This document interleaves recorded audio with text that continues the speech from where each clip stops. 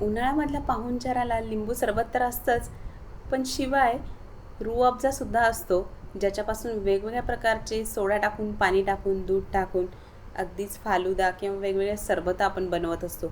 पण हा रूह अफजा कसा बनवतात हे जर तुम्हाला जाणून घ्यायचं असेल तर आजचा व्हिडिओ शेवटपर्यंत नक्की बघा. नमस्कार, दीप्तीज मॅजिक मसालामध्ये आपल्या सगळ्यांचं मनापासून स्वागत आहे. म्हणजे बाजारात किंवा मार्केटमध्ये जसा रूह अफजा मिळतो, एक्झॅक्ट तसंच रूह अफजा आपण घरच्या घरी सोप्या पद्धतीने बनवू शकतो, ते सुद्धा कुठलंही प्रिझर्वेटिव्ह केमिकल न वापरता. चला तर मग मस्त अशा रूह अफजाच्या रेसिपीला सुरुवात करूया. तर सगळ्यात अगोदर इथे गावठी गुलाबाच्या पाकळ्या घेतलेल्या आहेत, स्वच्छपैकी त्या निवडून घेतलेल्या आहेत. त्याच्यातला दंठल वगैरे गुलाबाच्या फुलांचे ते काढून टाकलेले आहेत, बिया काढून टाकलेल्या आहेत. आणि हे सगळ्या पाकळ्या स्वच्छ केल्यानंतर आता त्या 3 ते 4 पाण्याने स्वच्छ धुवून घ्यायच्या आहेत. इथे पाकळ्या अगदी रगडून रगडून धुवायच्या नाही आहेत. बऱ्यापैकी मोठ्या पातेल्यामध्ये भांड्यामध्ये पाणी घ्यायचं आहे आणि त्यामध्ये ह्या पाकळ्या छानपैकी हलक्या हाताने धुवून घ्यायच्या आहेत. म्हणजे जेणेकरून याच्यावर जर काही डस्ट वगैरे काही असेल तर ती निघून जाईल, पण पाकळ्या चुरगळणार नाही याची काळजी मात्र नक्की घ्यायची. आता इथे छानपैकी पाकळ्या स्वच्छ धुवून झालेल्या आहेत. तर आता ह्या मोठ्या चाळणीमध्ये काढून घेतलेल्या आहेत, जेणेकरून त्यात एक्स्ट्राचं पाणी असेल तर ते छान निथळून जाईल. कारण ह्याच्यामध्ये पाकळ्या ह्या चिकटून एकमेकांना राहतात आणि त्यामध्ये बरंच पाणीसुद्धा पकडून ठेवतात. त्यामुळे आता हे थोडंसं पाणी निथळत ठेवलेलं आहे आणि अजून त्या आपल्याला थोड्याशा सुक्या करून घ्यायच्या आहेत. त्यामुळे एका मोठ्या ताटामध्ये किंवा परातीमध्ये स्वच्छ किचनचा नॅपकिन घ्यायचा आहे, कॉटनचा कपडा घ्यायचा आहे आणि त्यावरती आता आपल्याला ह्या पाकळ्या थोड्याशा पसरवायच्या आहेत. म्हणजे यात थोडंफार पाणी अजून असणारच, तर ते सुद्धा आपल्याला काढून टाकता येईल. आता ह्या पाकळ्या किती घ्यायच्या आहेत मला मी मोजून दाखवणारच आहे. इथे आता बऱ्यापैकी गुलाबाच्या पाकळ्यांतलं पाणी निघालेलं आहे. तुम्ही बघू शकता नॅपकिन बऱ्यापैकी ओलासुद्धा झालेला आहे. आता ह्या आपण मेजर करून घेणार आहे. इथे 200 ml चा कप मापासाठी घेतलेला आहे. तुम्ही दुसरंसुद्धा मापासाठी भांडं वाटी घेऊ शकता.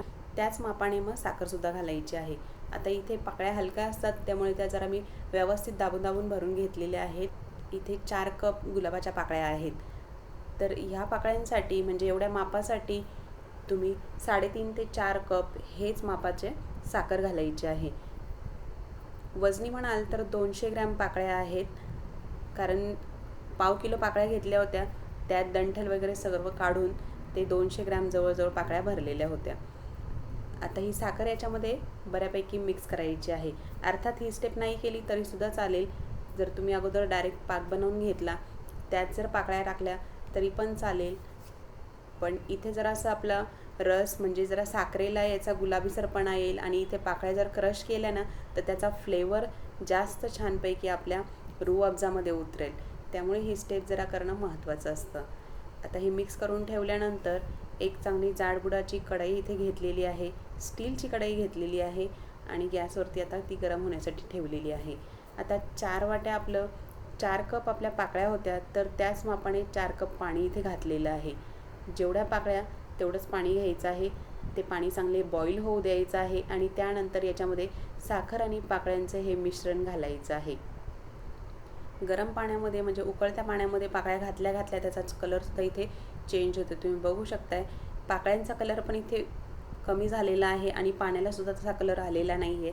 जर असं वाटेल तुम्हाला की आता ह्याचा कलर कसा काय येईल, पण जसं जसं हे मिश्रण शिजत जाईल तसा तसा ह्या पाकळ्यांचा कलर आपल्या ह्या पाकाला येत जाईल. छानपैकी कलर याचा तयार होईल. तर इथे 10 मिनटं मी हे चांगलं शिजवून घेतलेलं आहे.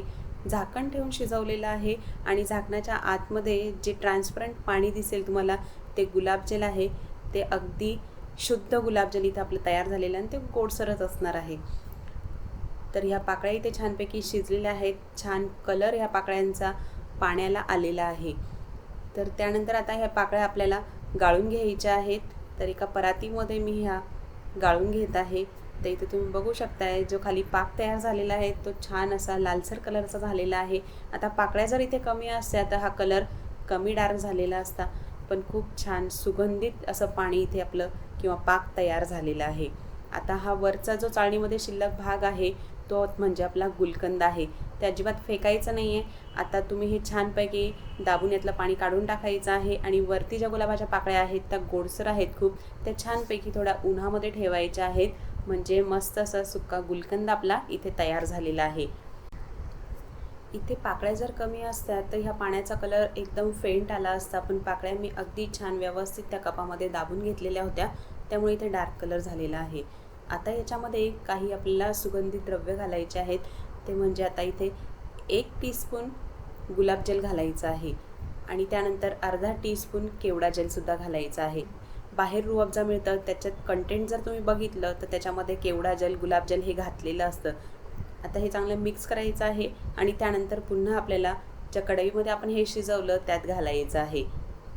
आता हे आपल्याला चांगलं जरा मिश्रण शिजवून घ्यायचं आहे, थोडंसं आटवून घ्यायचं आहे. तर इथे तुम्ही बघू शकताय पाण्याला किंवा ह्या पाकाला चांगली उकळी आलेली आहे आणि आता हे चांगलं टिकावं यासाठी याच्यामध्ये घालायचं आहे किंवा थिकनिंग एजंट याच्यामध्ये घालायचं आहे. ते म्हणजे अर्धा टीस्पून सायट्रिक ॲसिड. जास्त घालू नका, मग हा आंबटसरसुद्धा होईल. आता सायट्रिक ॲसिड घातल्यामुळे इथे हे आपलं मिश्रण किंवा हे रूह अफजा आपलं अजिबात खराब होणार नाही. फ्रीजमध्ये ठेवण्याची याला मग आवश्यकता नाही. तर इथे हे अजूनपैकी मी इथे अजून हे चांगलं शिजवून घेतलेलं आहे आणि घट्ट असं आपलं रूह अफजा इथे तयार झालेला आहे. याच्यापेक्षा सुद्धा जास्त तुम्ही हे घट्टसर करू शकता. इथे गॅसची फ्लेम मी बंद केलेली आहे. आता आपल्याला याचा कलर जरा चेक करायचा आहे. तर अगोदरच्यापेक्षा हा थोडासा डार्क कलर इथे आपला रूह अफजाचा आलेला आहे. तर हे बघा, छान असं रूह अफजा आपला इथे तयार झालेला आहे आणि याच्यापासून आता आपण छान असे 3 ड्रिंक बनवणार आहे. ते तुम्हाला नेक्स्ट व्हिडिओमध्ये नक्की बघायला मिळतील, तेव्हा पुढचा व्हिडिओ नक्की बघा.